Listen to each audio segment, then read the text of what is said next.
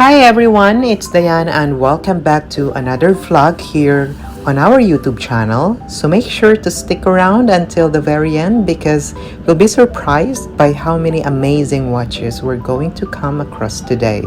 And as always, if it's your first time here or if you've watched my videos before but haven't subscribed yet, please consider hitting that subscribe button down below. It really helps me out a lot and lets me keep making content like this. In today's video, we are here in Cubao Farmers Plaza, Quezon City.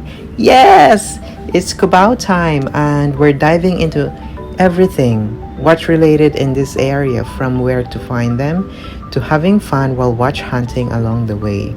We also spend a lot of time in places before. If you have been watching my vlog, like the Avenida Watch Stores, one of the most popular destinations for vintage watches in Manila. These shops have been around since the 1950s, making Avenida one of the most visited vintage watch market in the entire city. But recently, we've been hearing a lot of concerns from watch fans visiting Avenida about the prices of each watches and limited editions. Many people come here hoping to score great Japanese vintage pieces like Seiko, Citizen, Casio, Orient, and Tudor watches. But the reality doesn't always match the expectation. Sometimes the prices can be surprising and sometimes the selection just isn't what they hope for. And honestly, this has created a bit of market gap. People want affordable, reliable Japanese watches, but they're not always easy to find in the bigger shopping district, right? Because often they're tucked away somewhere you wouldn't expect, like the watch stores in Avenida Santa Cruz and of course, this time here at Cubao.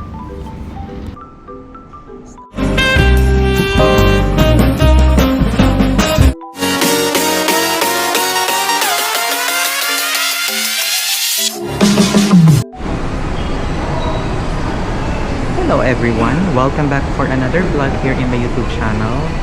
So this is our first store, 3S gift shop here at Farmers Plaza, Cubao. Maraming mga watches dito guys, 1,599. Aside sa mga watches, meron din sila dito mga jewelries. Halimbawa, mga interested kayo na bumili, meron sila dito iba-ibang brands ng mga watches. Yan, may Casio, may Seiko, may Citizen. Yung Alba watch, yung medyo hinahanap ko dito eh. Pero ganun pa man, ito pa yung mga watches na nandito guys. Yan. Para lalo nyo naman masilayan yung kagandaan ng mga watches dito. Aside dyan, meron din silang QQ Japanese brand. Yung nasa dito, yung red lang.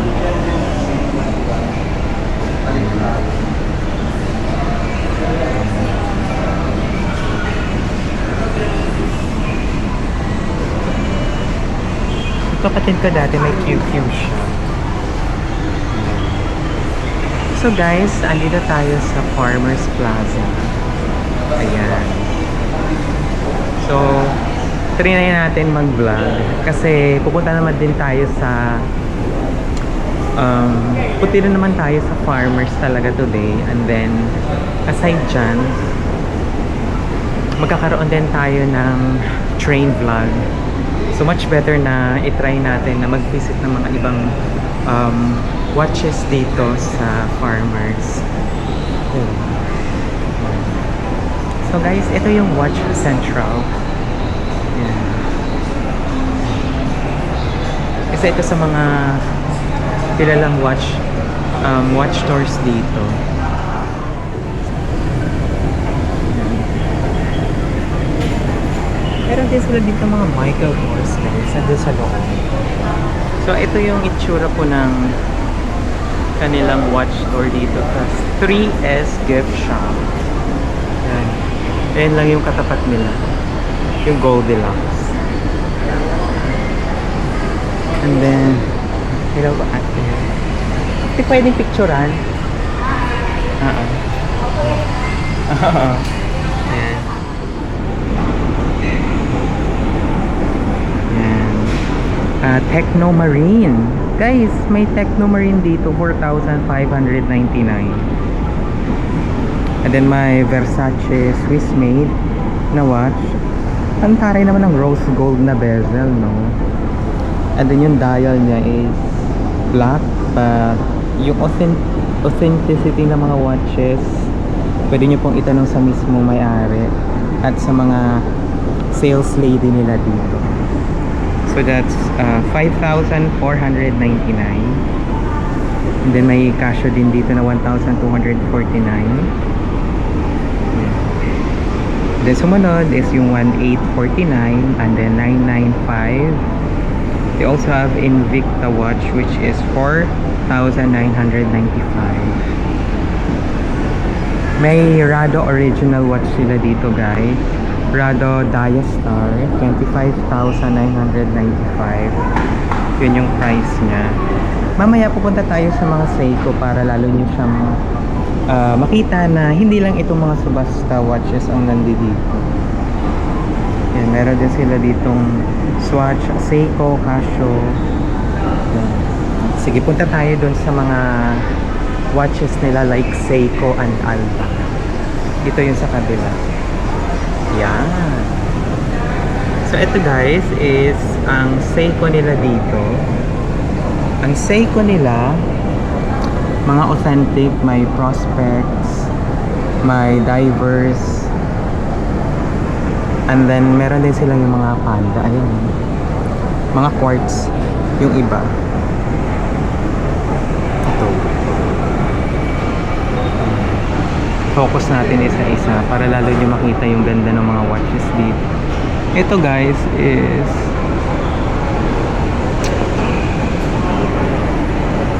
ito is 25,995 automatic divers watch ng Seiko na may day date. Ayun guys, mga automatic na yan, 25,995. Diba? Then ito G-Shock, 22,995. Original yan ha. Ang grabe yung padi, no? Ito po is 24,991. Ayan, yan. Alam nyo yung G-Shock, yung katabi niya, which is yung Seiko Paddy automatic divers na 200 meter deep. Water resistant pa din siya. It's 24,991.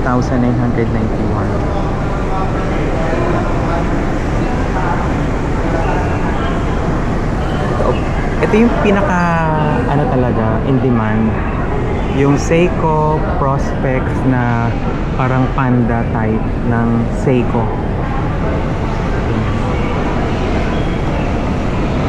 Nabili na yung isang Casio dito. Seiko 5 automatic, 12,499. Ayan. Yung mga Seiko automatic dito. Ito is 12,499 and then yung likod niya it's 7,899.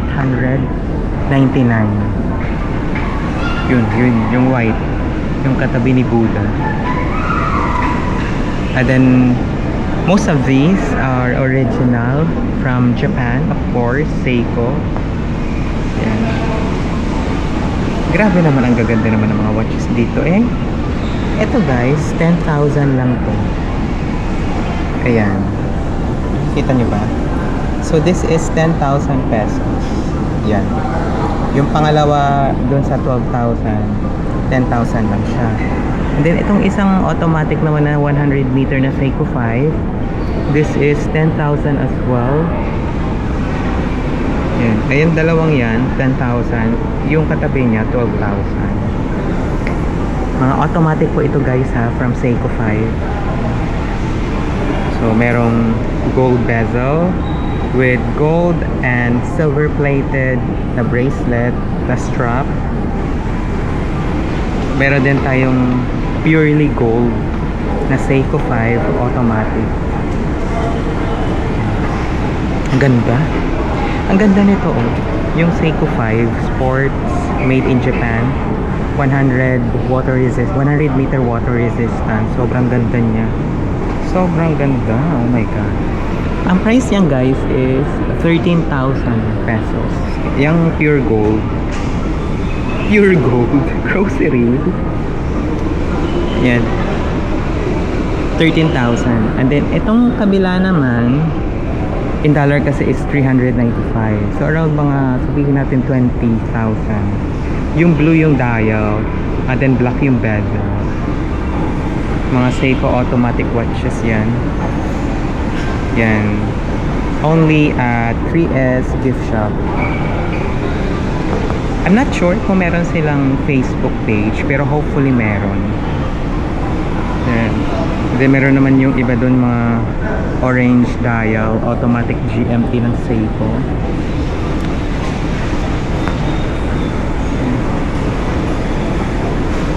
Ito is 29,000 yung Seiko 5 na automatic, yung orange ito oh. Yung malapit sa may pusa oh, ito naman Seiko automatic na prospects. Yan, bago sila. So pagkabili nyo may strap at meron na din stainless steel plate oh. Grabe, no? Gaganda. Wow. Itong mga automatic prospects na nandito guys, 25,995. Yan.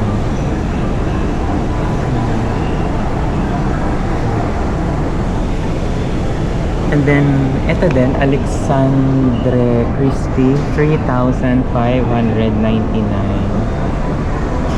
I'm not particular sa brand, pero marami ako nakikitang ganito dun sa Avenida. Alexandre Christie watch. Tama ba yung pagkabigkas ko? His and her. Sabi. Yan. So nakikita natin guys, it's itong first row, it's 3,599. Yan.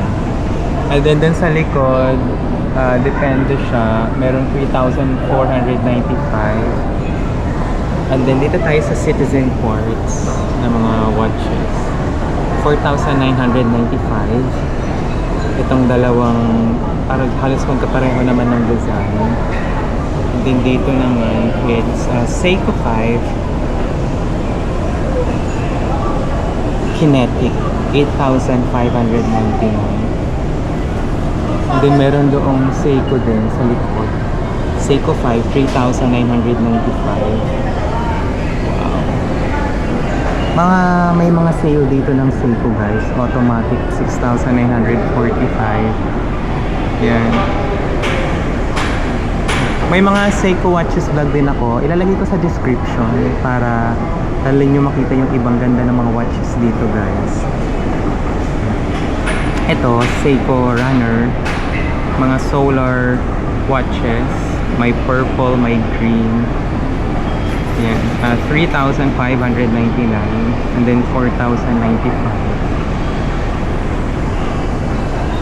And then meron din sila dito mga much cheaper watches. May 499. Yan. 899. Then yung mga stopwatches. Uy, kailangan ko ni Afam. 299. Parang gusto ko bilang si Skelly nito. Seiko Protector.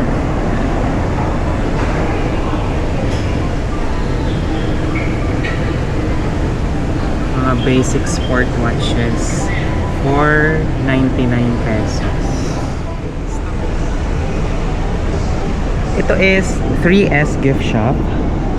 At yung mga available na mga watches dito guys. Yung iba dito naka-sale sila ha. From Joe Fox, which is 1,499.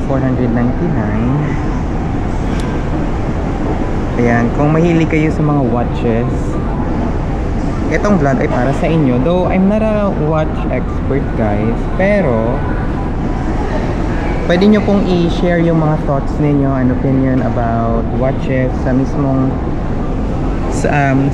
comment section natin. Sa mismong comment section, guys. Yan, para mas marami pa tayong matutunan.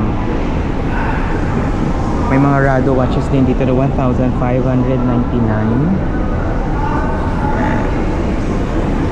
Rado 1599. Yan. Mix siya ng mga pang lalaki tsaka pang babae. O doon meron din tayong Casio Metal Baby G, which is 7,499.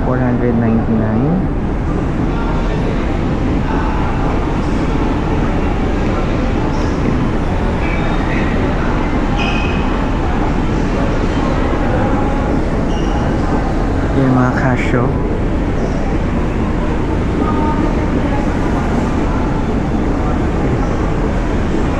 Casio G-Shock. Sa mga mahihilig sa Casio G-Shock, guys, punta lang kayo dito sa 3S Gift Shop, tapat ng Goldilocks. So, pag gusto nyo pumunta dito, itanong nyo lang yung landmark natin na Goldilocks. Ituturo kayo dito, kasi mismong tapat lang talaga siya. Mamaya pupunta tayo sa Subasta Corner. Yan. 899. Mga Spalding watches. And then dun sa isa, 1,500 naman.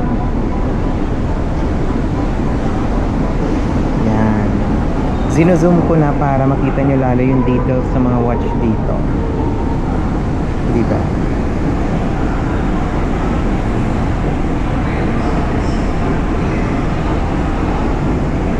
$9,549.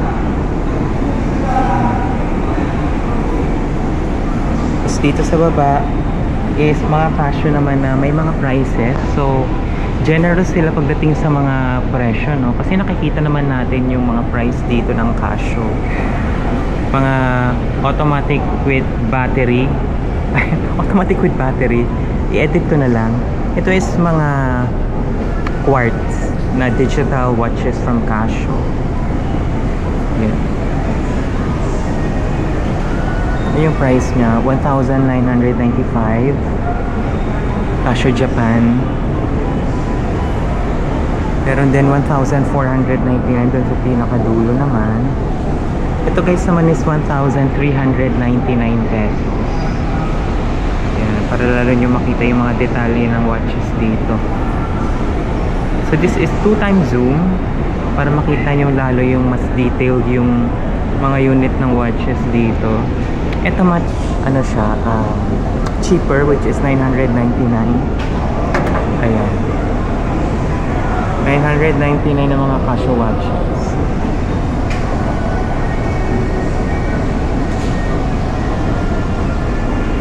Then dito naman is yung 699. Mas marami po dun sa loob mismo ng store nila. Pero syempre ayaw naman natin maka-istorbo sa mga ginagawa nila, kaya sa labas lang tayo mag-vlog. Kasi sa loob naman tayo ng mall, medyo presko yung ating pakiramdam. Kasi dun sa Avenida, ang init kasi dun. Diba? Mamaya lilipat tayo dun sa Subasta Corner. Yan. Ito naman yung mga Subasta Corner, guys. 2,249. Yan, may G-Shock tayo doon na 5,945. And then Casio Swatch 6,599. Sumunod dyan is yung Seiko Automatic 3,500 with day date na din. And then gold yung bezel. Din yung Casio Diverse watch na water resistant ng 200 meter. It's 4,500.